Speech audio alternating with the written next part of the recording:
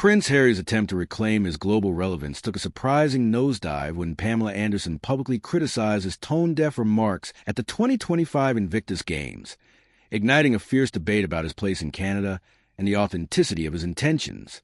Prince Harry's latest effort to assert his presence on the global stage faced an unexpected blow from none other than Baywatch star Pamela Anderson during her appearance on the Graham Norton Show. Anderson didn't hold back in critiquing Harry's speech at the 2025 Invictus Games opening ceremony, delivered with an air of self-importance that rubbed many Canadians the wrong way.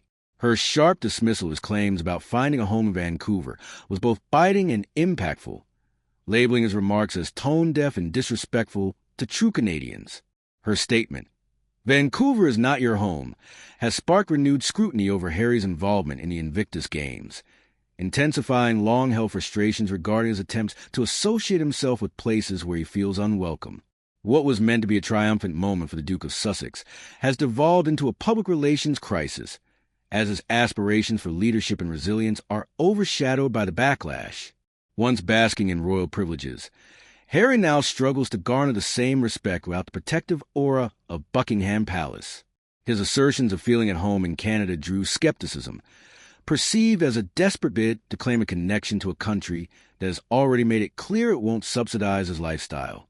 Anderson, a proud Canadian, wasted no time in calling him out, stating that his presence in Vancouver doesn't automatically confer honorary citizenship.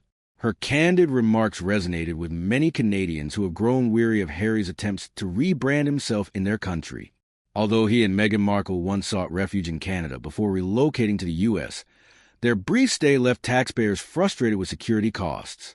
Anderson's response encapsulated the sentiment that Harry, despite lacking official ties to Canada, continues to insert himself into national discussions.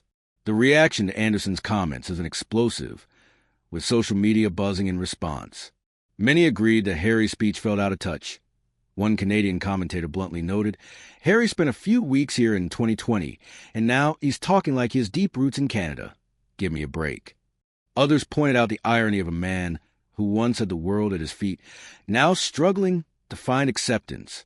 While Harry intended his speech to promote unity, it instead widened the gap between him and the audience he sought to connect with. This isn't the first time he has clashed with public sentiment. His self-styled role as a global statesman often meets skepticism.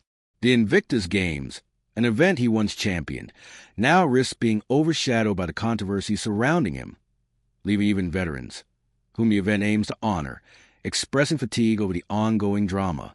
What should have been a celebration of resilience is, once again, turning into another Harry-centric spectacle, with the choice of Vancouver as the host city already a contentious issue.